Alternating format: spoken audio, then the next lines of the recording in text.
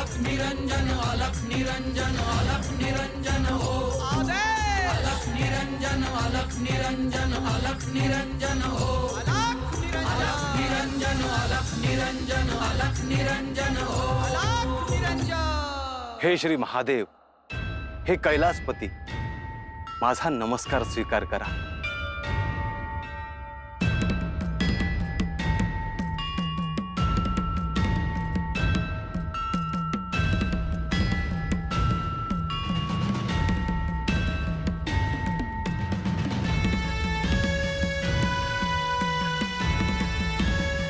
खूप कष्ट करतो आहेस मच्छिंद्र। प्रभू, आपण आणि श्री दत्त महाराजांनी दिलेले दायित्व आहे तेच पूर्ण करण्याचा मी प्रयत्न करतो आहे। मच्छिंद्र, मी तुझा प्रवास पाहिला आहे। ज्या पद्धतीने तू लहानपणी बद्रिकाश्रमात पोचलास, कठोर तप केलेस,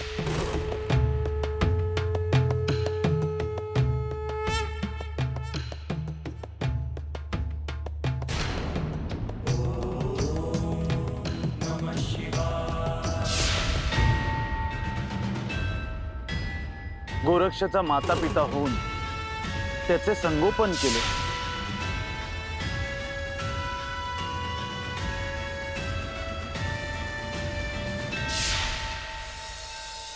त्याचे संगोपन करून त्याला साधनेपर्यंत पोहोचवलेस।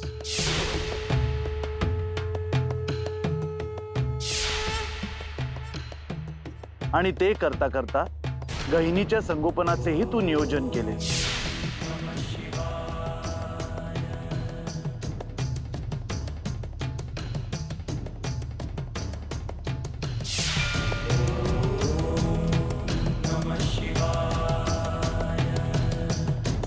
प्रभू, हा तर एका मोठ्या कार्याचा भाग आहे। याचे श्रेय आपण मला देऊ नये।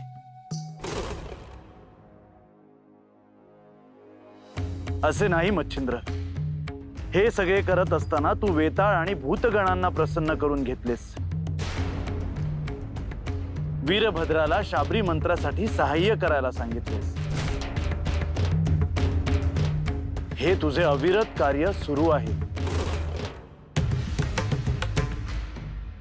आपल्या कृपेने हे कार्य असेच अखंड सुरू राहो हीच प्रार्थना आहे।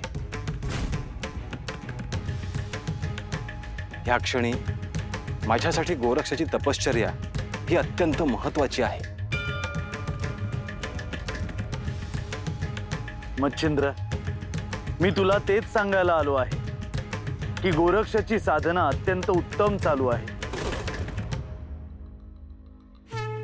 त्याची निष्ठा, श्रम वाखाणण्यासारखे आहे, परंतु त्याच्या साधनेत एक अडसर आला आहे।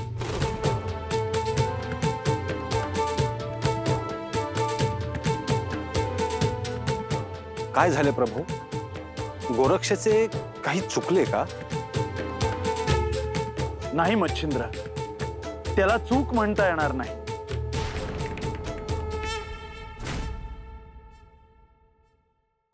मग त्याच्या तपश्चर्यातला अडसर दूर करण्यासाठी काय आज्ञा आहे?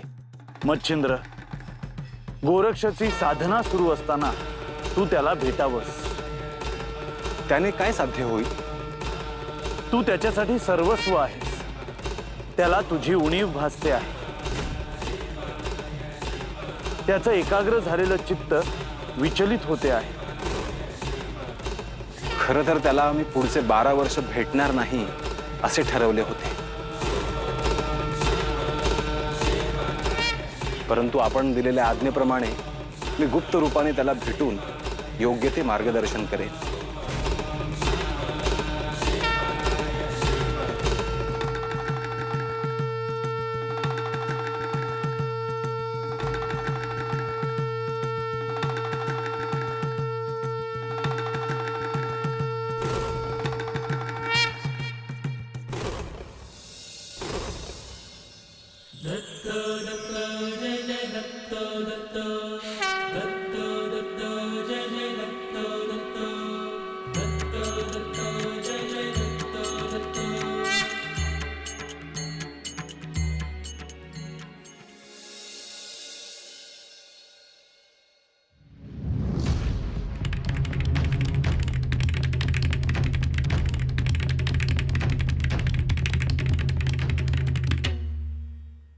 विवाह म्हणजे काय आणि विवाह कशासाठी करतात हे माझ्या ध्यानात आलंय. जगण्याचा हेतू हा असू शकतो, त्यातून मनुष्याला सुख मिळत असेल तर ते तसं सुख मला नको आहे. मी जर या विवाहाच्या बंधनात अडकलो तर मी कधीच बाहेर येऊ शकणार नाही. मला हे माता आणि पिता यांना सांगितलं पाहिजे.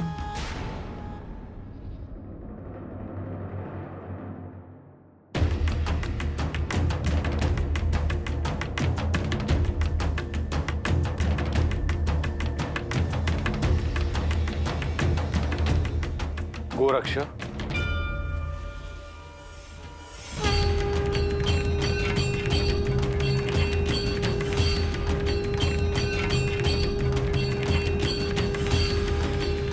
गुरुवर,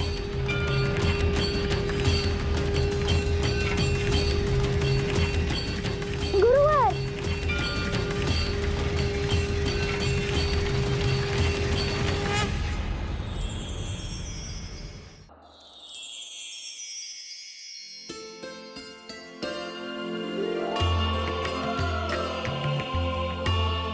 गुरुवर, तुम्ही इथे? होय.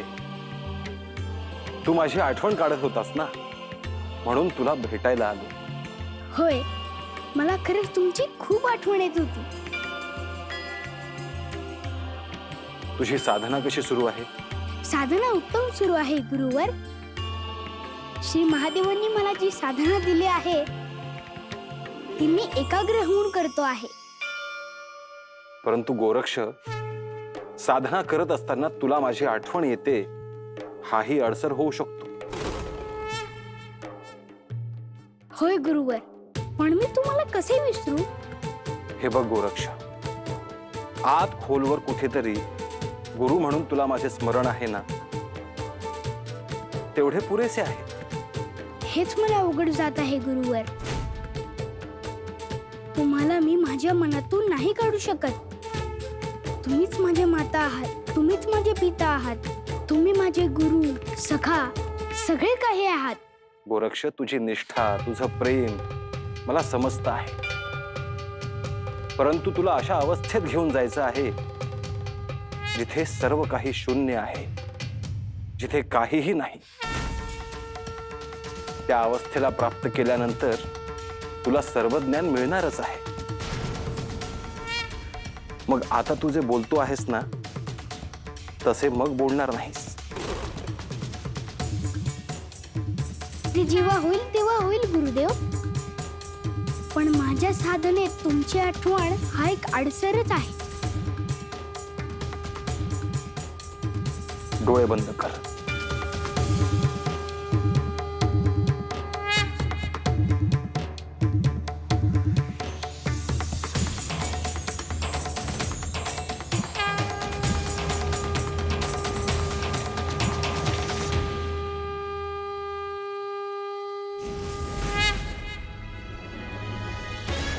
गुरुदेव, गुरुदेव, गुरुवर, गुरुवर.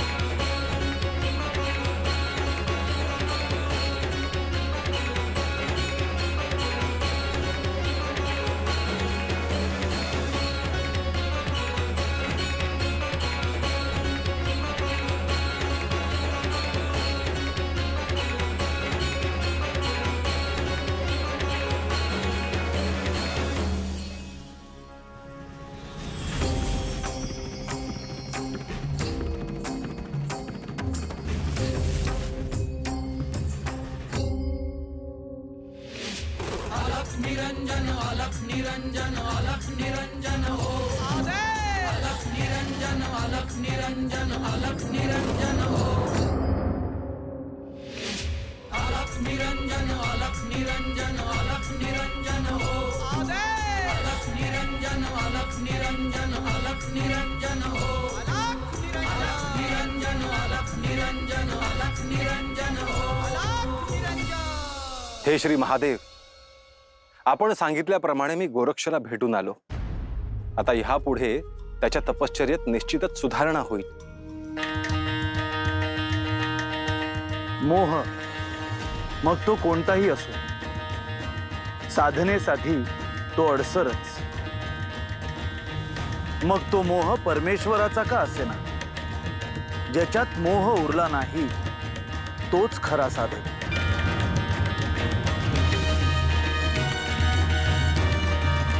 गोरक्षचे माझ्यावरचे प्रेम हे इतके प्रचंड आहे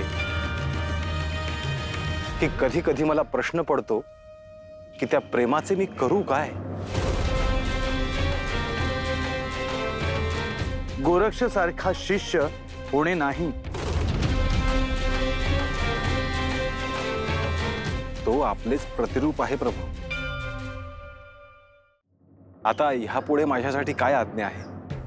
मच्छिंद्र, श्री दत्त महाराजांनी तुला ह्या आधी सांगितले आहे, परंतु तरीही मी सुद्धा सांगतो आहे.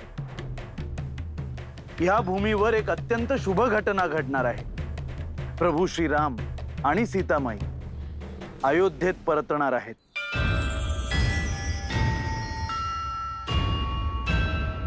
होय प्रभू, त्याची कल्पना मला सुद्धा आहे, परंतु त्या घटनेशी माझा काय संबंध आहे हे माझ्या ध्यानात नाही आले. एका अर्थी सीतामाईंच्या इच्छेला तू कसा सामोरा जातोस हा खरा प्रश्न आहे. त्यांची इच्छा काय असणार आहे आणि हे सगळं तुझ्या समोर कसे येईल त्याची आपण प्रतीक्षा करूया. जशी आपली इच्छा प्रभू, परंतु एक काळजी आहे. अवश्य सांग मच्छिंद्र. गोरक्षची तपश्चर्या तर सुरू झाली आहे, परंतु गहिनी आणि जालंधर यांना योग्य दिशेने घेऊन जाणे भाग आहे.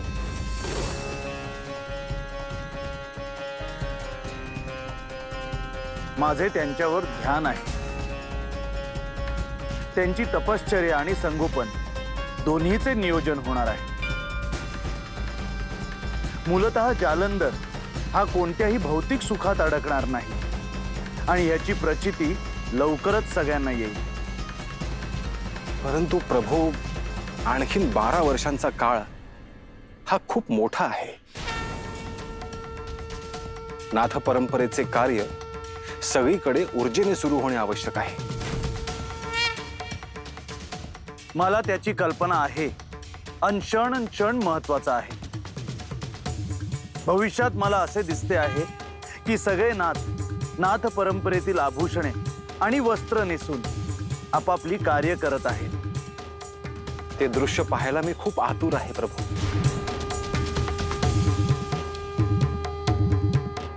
या सृष्टीतले ते सर्वात सुंदर आणि विलोभनीय दृश्य असणार आहे.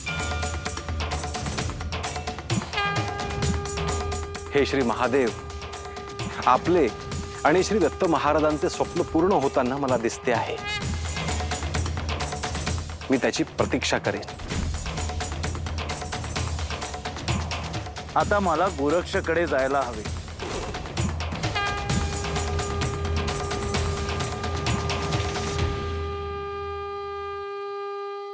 शुभम भवतु.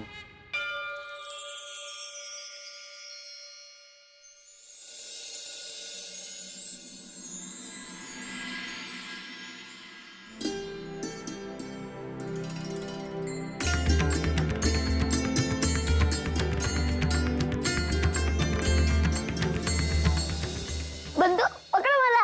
बंधू, बंधू, काय झालं? तू खेळत का नाहीस माझ्याशी?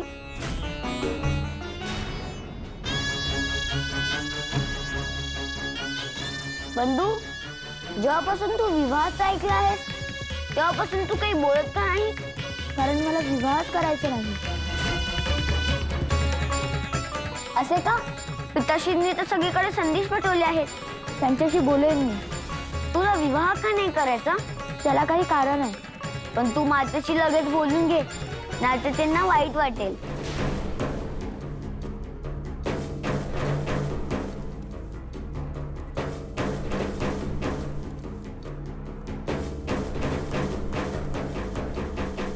काय करत आहात दोघं?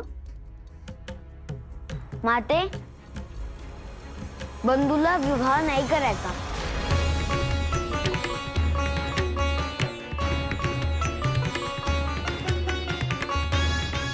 जालंधर, हे खरं आहे? होय, मी स्वतः तुम्हाला सांगणार होते. परंतु जालंधर, असं का? तू विवाह केलास तर तुला सहधर्मचारिणी मिळेल, तुझं स्वतःचं असं कुटुंब असेल. जालंधर, आपल्याकडे जे संस्कार आहेत त्यात विवाह संस्कार आवश्यक आहे. तू अजून लहान आहेस म्हणून तुझ्या हे ध्यानात येत नाही. माझ्यावर विश्वास ठेव, हे आवश्यक आहे. आणि सगळीकडे संदेश पोहोचले आहेत. विविध राज्यातून, देशातून आपल्याला सुंदर गुणी मुलींचे प्रस्तावही येतील. आता जालंधरला समजावलं आहे ना, ऐकेल मग तो.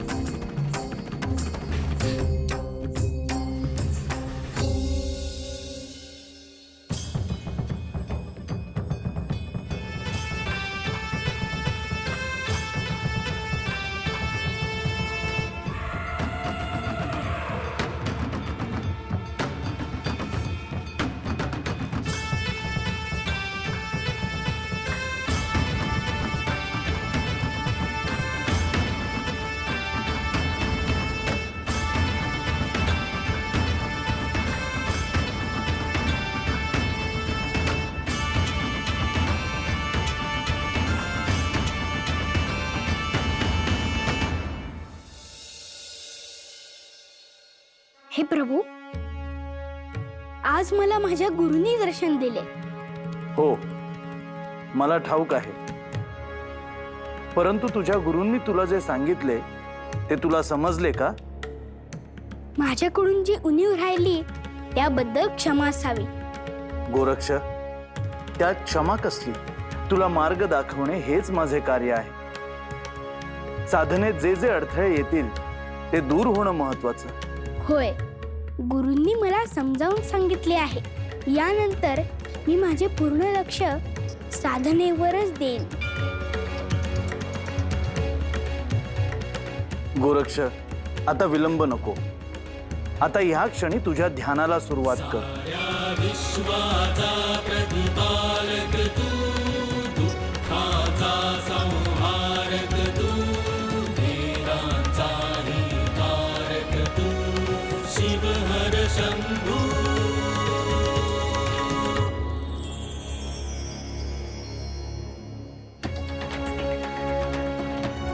हे ध्यान केवळ ध्यानासाठी नाही तर शक्ती प्राप्त करण्यासाठी आहे, हे लक्षात ठेव. अलख निरंजन